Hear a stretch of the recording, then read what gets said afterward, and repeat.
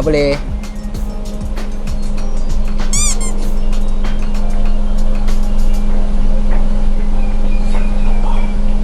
Lapar. Boleh order tak ni? Menunggu boleh sampai sana Nak fold over ayam set medium satu. Untuk air tu nak cuba ais coklat atau ais mocha? Nak ais latte. Ais latte sama air besar boleh? Boleh. Nak gula tak? Tak nak. Tak nak gula. Fold over ayam ke tadi? Ayam. Satu set tambahan air. Lepas tu lagi satu fold over daging. Set juga. Fold over daging set juga? Air ais latte tak nak gula juga.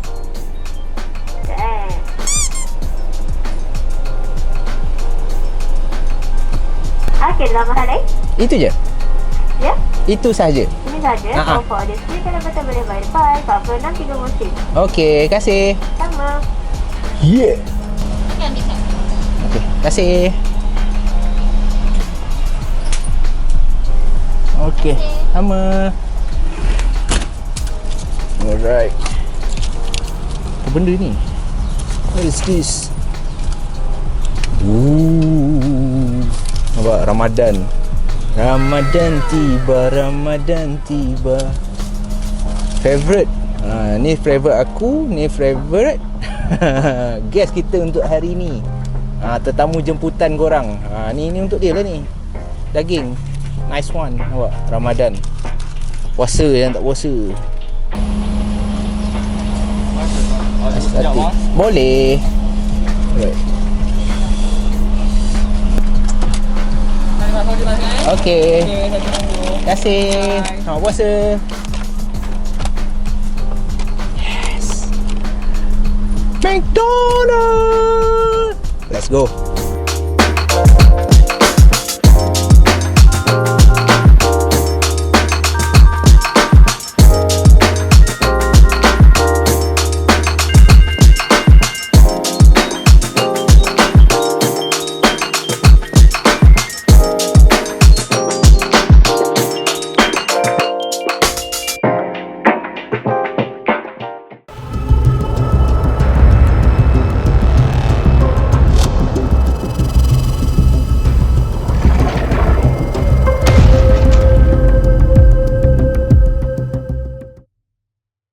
Assalamualaikum and welcome back to Puaka Special guys. Alhamdulillah kita pun lagi 2 hari je dah nak masuk bulan Ramadan. Jadi kepada korang semua aku nak ucapkan selamat berpuasa. Semoga puasa kali ni memberi kita banyak lagi keberkatan dan untuk kita lebih membuat amal ibadat. Dan dalam Puaka Special macam biasa guys, bukan kaleng-kaleng. Dalam Puaka Special, kalau korang yang mana yang dah follow, ini adalah siri yang ketiga. Dalam Puaka Special sahaja yang korang boleh nampak aku buat konten di luar. Dan seperti yang korang tahu, sebelum ni konten aku ada liklap. Yes, ada lampu apa semua. Dan konten aku yang sebelum tu pula, aku ada interview dengan seorang YouTuber. Nama dia Hey Shadows. Kali ni, di atas permintaan korang semua, aku tunaikan. Macam yang korang nampak sekarang ni, suasana dia memang agak gelap dekat kawasan ni. Sebab apa? Sebab sekarang ni aku betul-betul berada di sebuah pekan kecil. Pekan ni dikatakan kalau malam tu agak menyeramkan. Sebab ada antara geng puaka yang minta, Zah pergi lautan. Korang ajak betul. So untuk korang aku tunaikan. Tetapi yes, aku tak keseorangan. Hari ni aku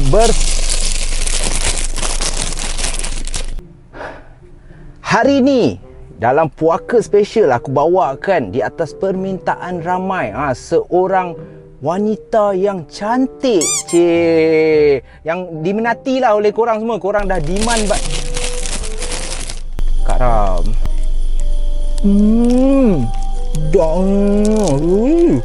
Kak Ram. Nantilah makan, belum gerak lagi.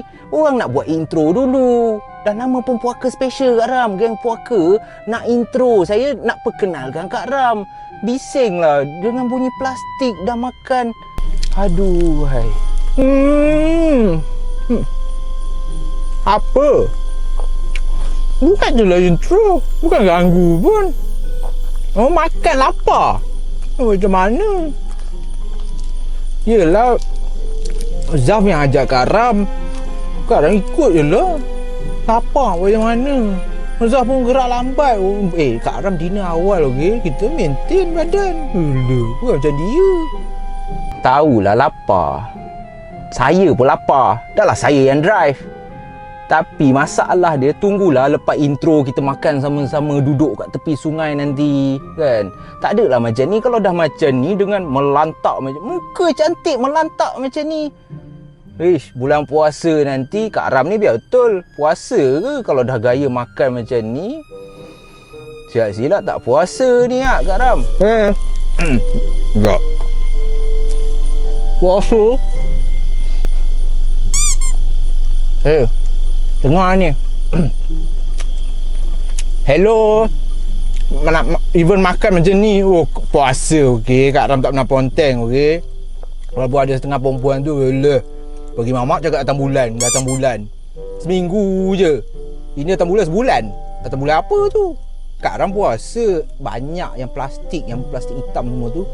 Ni macam Zaf ni yang beli. Sedap mulut je cakap orang macam tu. Makan je pun salah. Macam ni lah. Okey, tak apa. Makanlah. Sebab saya pun dah janji dengan Kak Ram dah. Kan, geng puaka semua nak Kak Ram ikut saya. Saya bawa Kak Ram, saya ingatkan okey lah. Tapi tak apalah. Kak Ram makan, kasih kenyang, kasih happy. Kejap gang, jom ikut saya pergi shoot. Kita pergi tepi sungai tu Kak Ram. Biar ada mood seram sikit. Okey Kak Ram? Mana? Mana? Tak takut lagi tu. Mana ni? Gelap-gelap ni. Sekejap. Takut lu. Tak boleh. Kak Ram atas bulan. Yes. Kak Ram atas bulan. Lupa lah bagi tahu Zaf. Sorry lah. Zaf kena buat seorang lah rasa. Kan? Last time. Ni bukan nak cerita ni. Nak cerita dengan Zaf ni. Dengan geng puaka semua lah. Nak cerita. Betul. Bukan Kak Ram mereka ni. Hari tu anak Kak Ram tengah mandi kan. Nampak buaya Zaf. Lepak macam tu. Lepak kan tepi sungai. Takut lagi tu. Tak nak lah. Takut lah kan. Kak Ram teman Zaf sampai sini lah Kalau lapar tak makan lagi. Zaf kilo lah. Astaghfirullahalazim. Ya Allah. Dah cerita buaya pula. Ya Allah. Rugilah. Kak Ram, modal tau semua tu. Saya bayar McD. Ingat free ke apa? Lainlah bulan puasa ni belum puasa. Kak Ram cakap dengan saya apa? Dekat KL tadi. Kau main lagi. Belanjalah Kak Ram McD. Kak Ram boleh je teman Kak Ram berani. Sampai sini cerita buaya lah apa semua. Nak saya pergi. Pergi je lah. Orang nak tidur lagi. Apa semua. Makan tak habis lagi. Tak baik tau. Lojoh ni. Bazir ni. Fold over ni. Apa ni? McD ni. Pergi lah lu. Tak pergi dah. Pergi lu. Makan jap. Nanti Kak Ram follow up. I calling lah nanti. Tak biasa pula. Pergi dah. Astaghfirullahalazim. Saya buat konten special Kak Ram. Aduh. Tak apa lah. Saya pergi seorang lah. Sebab tu saya malas. Geng puaka suruh ajak Kak Ram. Inilah dia. Barulah dia orang tahu perangai Kak Ram yang sebenar. Dah lah saya pergi seorang lah. Makanlah. Lap mulut tu.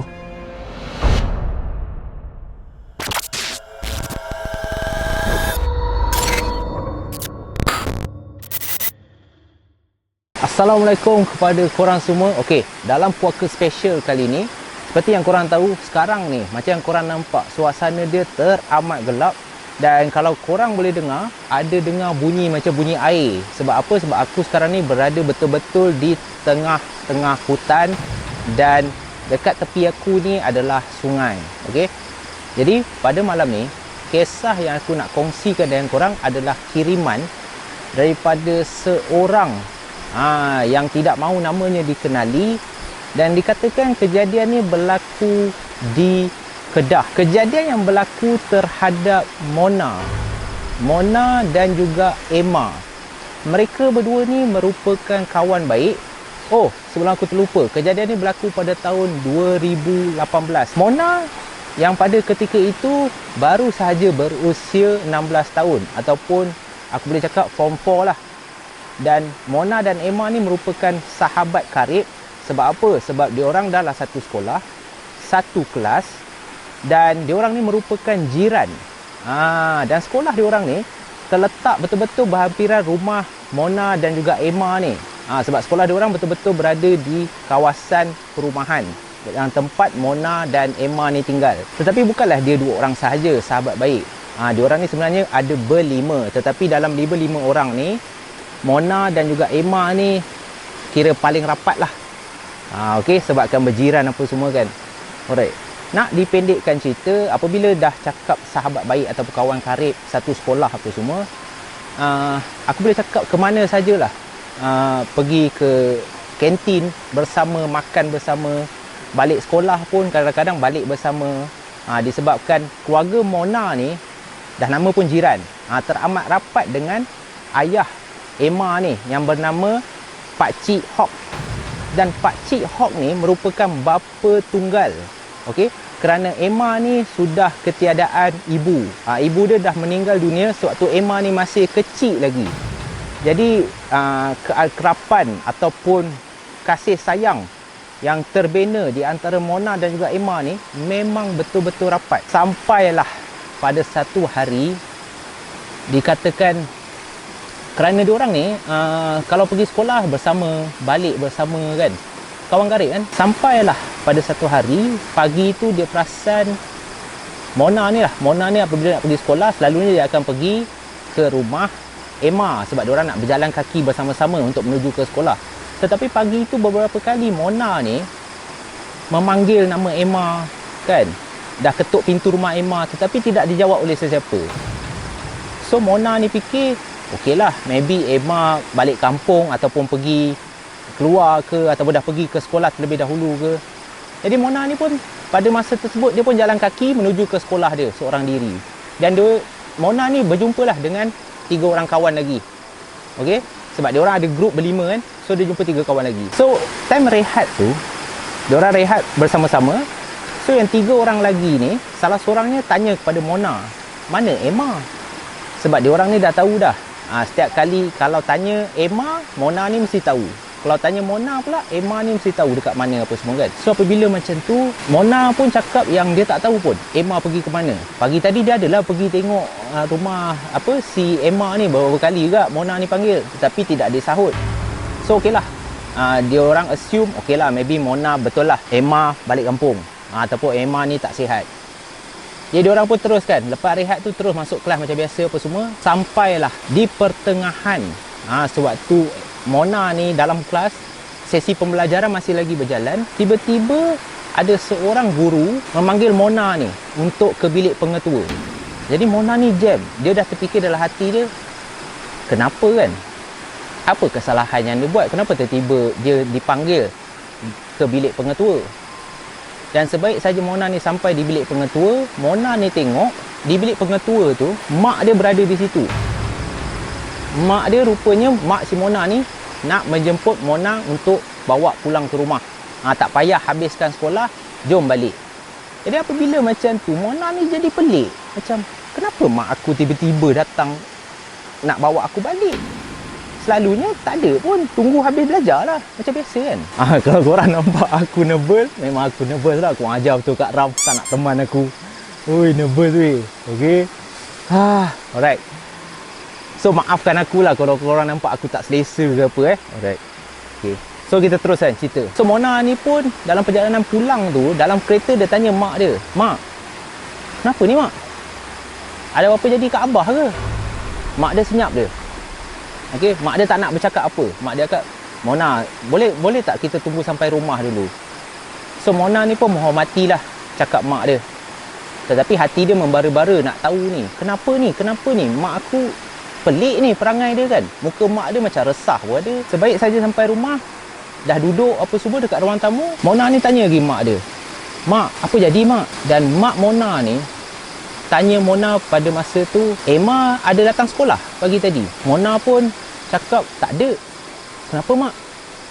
Ada apa-apa jadi ke mak? Dan alangkah hancurnya hati si Mona pada masa tu apabila mak dia cakap, pagi tadi sebenarnya Pak Cik Hok Bapak kepada Emma ni bawa si Emma ni keluar untuk membeli barang keperluan sekolah lah, barang keperluan sekolah. Dia bawa si Emma ni keluar. So apabila dah bawa Emma ni keluar, dalam perjalanan nak ke bandar tu, Pakcik Hok dengan Emma ni mengalami satu kemalangan yang telah meragut nyawa kedua-dua anak beranak ni.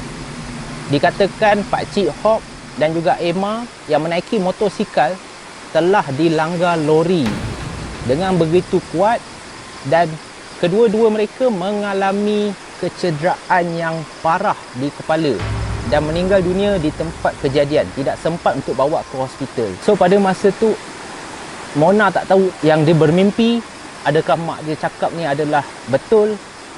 Badan dia rasa terumbang-ambing. Dia tak tahu. Tak tahu macam mana dia nak react apa yang mak dia cakap ni. Mak Mona pada ketika itu cakap kat Mona, kalau Mona nak, nanti kita pergilah ke hospital, kita tengok ataupun kita ziarah. Okey, kita ziarah mendiang Emma dan juga bapa dia, Pakcik Hok. Dan Emma dalam keadaan yang teramat sedih, dia lari masuk terus ke dalam bilik dan melepaskan segala kesedihan dia di dalam bilik, menangis teresak-esak apa semua. Dan apabila mak si Mona ni tengok keadaan Mona macam tu, dia tahulah yang dia kena bagi Mona ni masa untuk bertenang. Keesokan harinya, Mona bersama mak dan ayah dia ditemani oleh 3 orang kawan karib si Mona ni, member sekolah si Emma ni, pergi menziarah ke rumah Pakcik Hok ataupun ke rumah mendiang si Emma ni tadi. Kelihatan di luar rumah keadaan sayu. Yalah, orang meninggal. Kau expect apa? Takkan happy. Ada keluarga ataupun saudara mara si Emma yang menangis kesedihan. Agak ramai juga di perkarangan rumah keluarga si Emma ni. Dan sebaik saja Mona menjejakkan kaki dan dia tengok Pakcik Hok dan juga Emma ni berada di dalam keranda di dalam rumah si Emma ni, Mona ni terus menangis teresak-esak. Termasuklah 3 orang kawan sekolah dia orang ni pun menangis juga. Dan pada masa tu si Mona ni dia macam-macam perasaan guys. Dia berasa yang kenapa benda ni terjadi dekat Emma yang teramat baik, seorang gadis yang teramat baik, yang dia dah kenal lama, yang dah berjiran lama. Aku boleh cakap sejak kecil juga lah. Sejak darjah 2 macam tu, diorang dah berkenalan dah rapat dah. Dan yang membuatkan Mona ni kesal adalah Emma pergi dalam keadaan yang sekejap, yang sudden, yang dia pun tak sangka, hilang begitu je. So time dekat rumah tu, apabila si Mona dengan kawan dia semua ni dah agak tenang, diorang pun bertakafur, berdoa. Betul-betul si Mona ni berdiri bersebelahan keranda mendiang si Emma ni tadi, sedang bertafakur apa semua. Tiba-tiba si Mona ni dia perasan ada sesuatu jatuh betul-betul dekat atas kaki dia. Dan dia pun memandang ke arah kaki dia dan dia dapati salah satu bunga, salah satu sekuntum bunga yang diletakkan di atas keranda si Emma ni, salah satu telah jatuh ke atas kaki si Mona ni tadi. Tapi time tu Mona tak fikir apa. Dia ambil bunga tu, dia letak balik di atas keranda kawan baik dia ni, Emma. Dan apabila dah selesai semua majlis dan mendiang Pakcik Hok dan juga Emma telah selamat dikebumikan apa semua, diorang pun baliklah ke rumah masing-masing. Dan pada malam tu, mak si Mona ni tidak bercakap banyak lah. Apabila time dinner tu, Mona dia macam tak nak makan. Ada macam mengelamun. Yalah, orang tengah sedih kan. Dia macam tu. Dia bermain je nasi dekat pinggan dia tu. Tetapi mak dia biarkan je. Malam tu, Mona dia macam tak boleh tidur. Dia macam tak boleh tidur sangat. Tapi mak dia dah faham lah, tak apalah. So, Mona ni tengok TV sorang-sorang dekat ruang tamu pada malam tu. Mak ayah si Mona ni dah masuk tidur lah dalam bilik. Dan sebelum aku terlupa, Mona ni dia ada seorang kakak yang beza umur diorang 4 tahun. Dan kakak, nama kakak dia Nurul Huda. Nurul Huda, beza 4 tahun kakak si Mona ni. So kakak si Mona pada masa tu belum tidur lagi. tapi dia lepak dalam bilik. Diorang ni agak rapat tetapi diorang tidaklah selalu lepak bersama. Kalau dekat rumah tu, Mona ataupun kakak Mona ni akan buat aktiviti dia sendiri.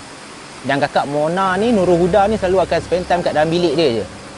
Saya sekala je dia akan teman ataupun tengok TV bersama Mona. Sedang Mona tengok TV, jam dah menunjukkan pukul 2 pagi macam tu. Sebabkan time dinner tadi dia tak makan, perut dia memula-mula dia rasa lapar. Dia mau pergi ke arah dapur. Tak, on lampu dapur. Alangkah terkejutnya si Mona ni apabila, korang bayang betul-betul di atas periuk nasi penutup periuk nasi itu, apa yang Mona nampak? Bunga mawar berwarna merun yang terjatuh dekat kaki dia sewaktu dia ziarah mendiang kawan baik dia si Emma ni pada petang tu. Bunga yang sama betul-betul berada di atas periuk nasi tu guys. So si Mona ni dia terkejut. Dia fikir siapa yang bawa bunga ni balik. Tapi sebab dia tak nak fikir banyak sangat, maybe kemungkinan dia rasa yang aku maybe terlalu sedih, so aku ni mengelamun banyak sangat. Jadi dia tak apa, dia biarkan. Dia ambil bunga tu, dia letak dekat dalam salah satu pasu mak dia, dekat betul-betul depan rumah dia orang. Mona ni ambil kuntuman bunga tu, bunga mawar merun tu, letak dekat salah satu pasu, bekas pasu bunga mak si Mona ni. Dan dia pun makan, lepas tu dia masuk tidur dalam bilik. Tetapi sebelum dia masuk tidur tu, hujung mata dia, sebab bilik dia betul-betul berhadapan ruang tamu tempat si Mona ni tengok TV tadi, dan lampu ruang tamu tidak dipasang.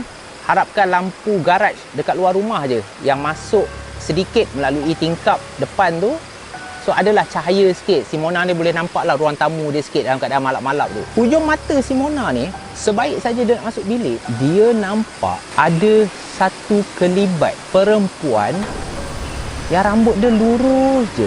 Dan dalam sekelip mata, dalam kegelapan malam tu, walaupun nampak bahagian sisi belakang saja, tetapi bahu dan rambut tu sah.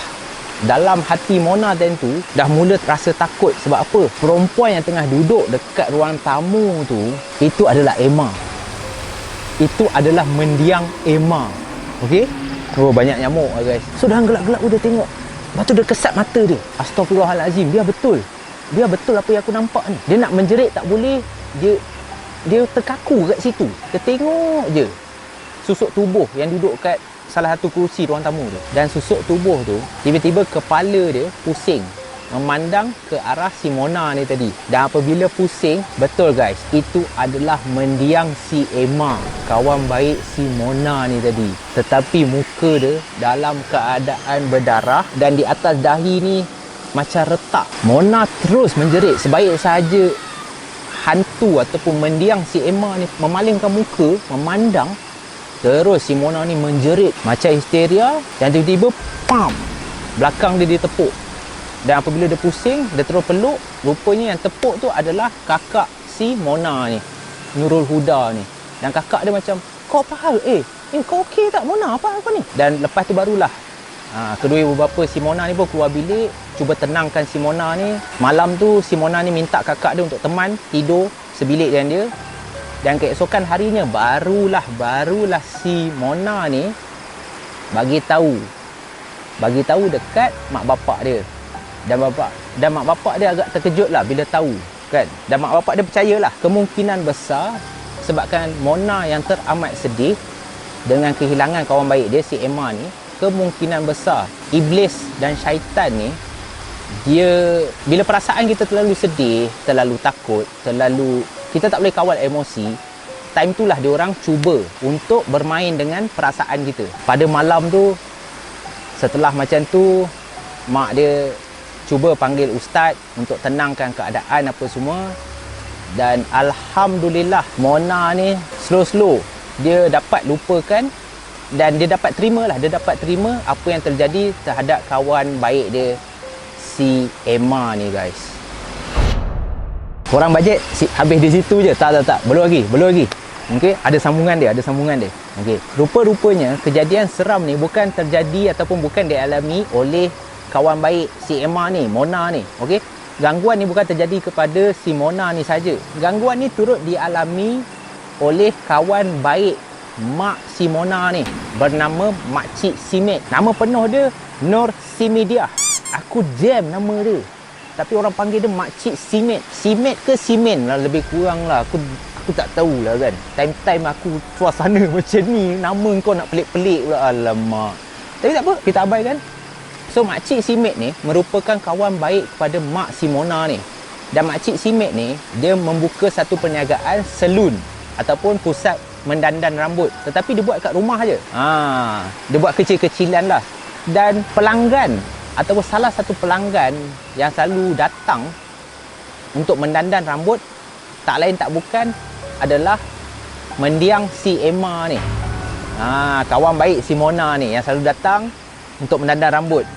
Dan selalunya si Emma ni kalau datang ke salon Makcik Simet ni, dia akan suruh Makcik Simet ni buat, sebab rambut si Emma ni dia straight guys. Dia lurus cantik. So selalunya dia akan suruh Makcik Simet ni curl kan, buat curl.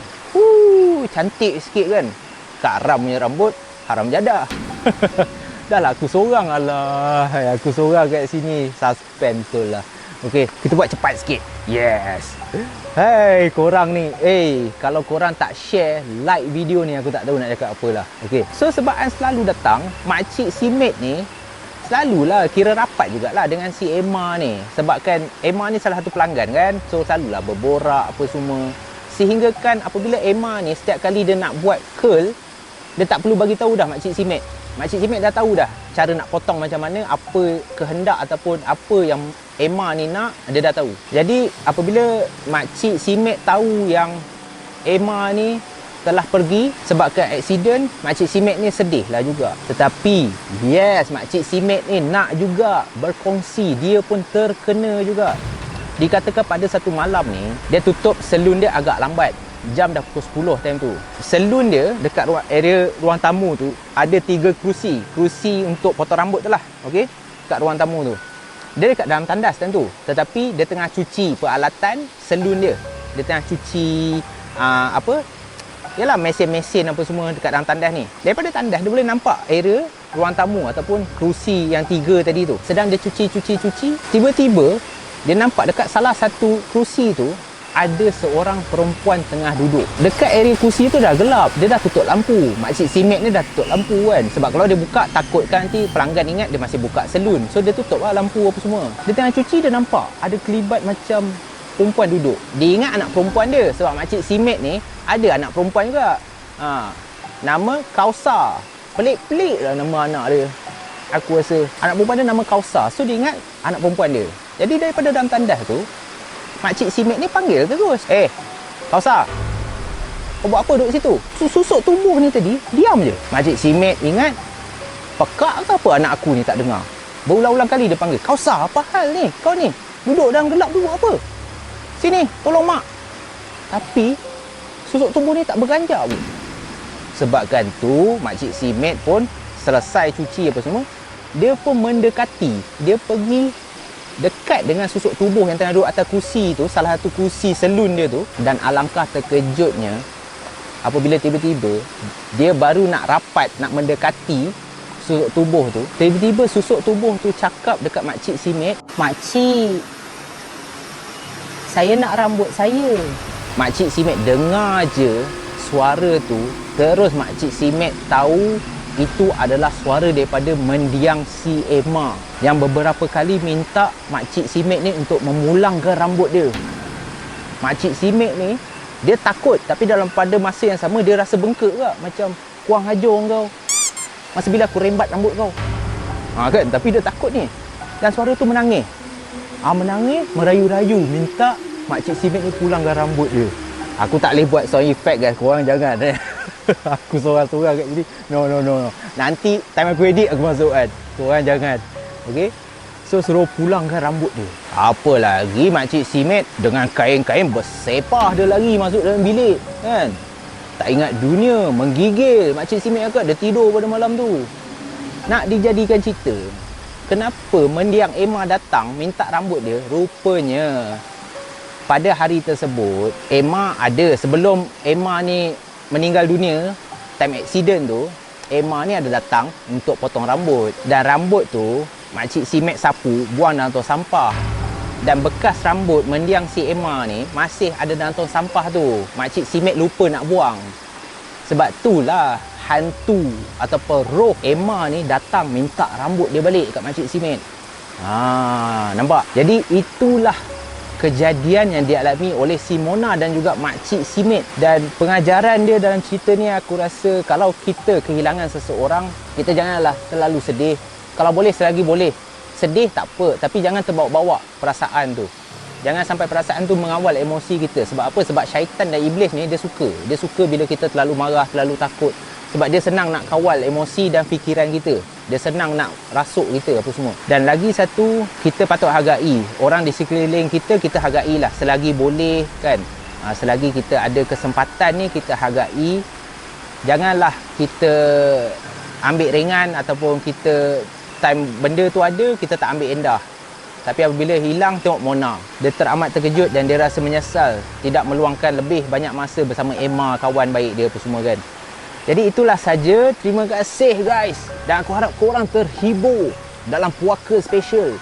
Satu cerita je.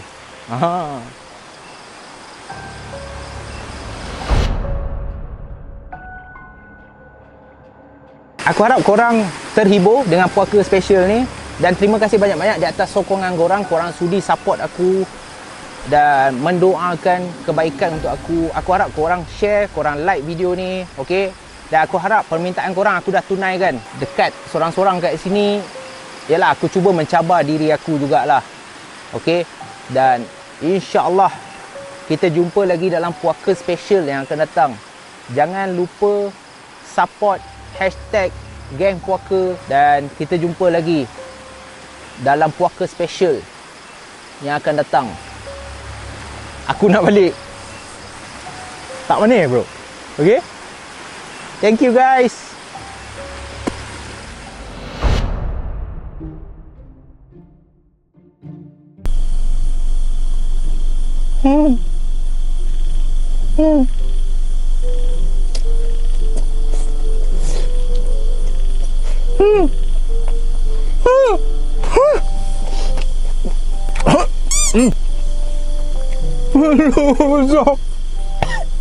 Zaf. Apa ni? Ui, mimpi ngeri kau. Wish. Astaghfirullahalazim. Hui, hampirlah. Macam mana kerbau pula boleh faham kat Ram? Ui, takutlah mimpi. Allah, Zaf tertidur. Kau ajar dia tinggal kita macam tu. Allah, takutlah gitu. Gelap lah luar ni. Apalah ajak kita pula. Allah, dah nak puasa ni. Orangnya patutnya nak puasa ni duduk rumah baca Quran ke apa. Time ni dah nak pergi. Allah, ni kampung apa pula ni. Allah, hai. Biar je lah kan. Bukan dia tahu pun kita. Allah, kita nak melawa-lawa. Allah, nak Kak Ram. Allah, lupalah kau ajak tu. Allah, nak kena cari ke? Lampu tak ada, torchlight pula tak ada. Allah, Zaf.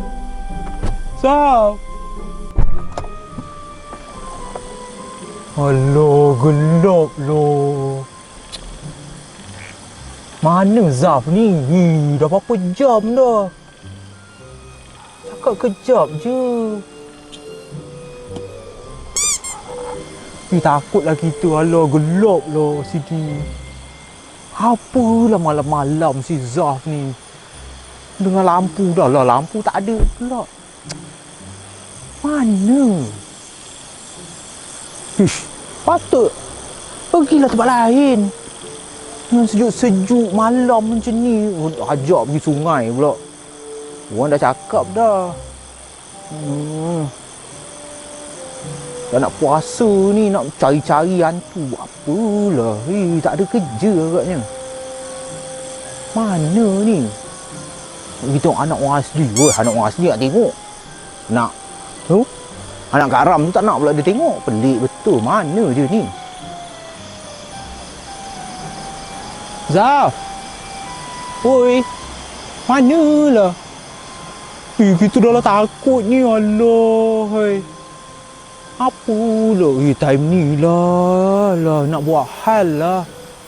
Aku bapa dah ni, nak balik ni. Anak Kak Ram lagi.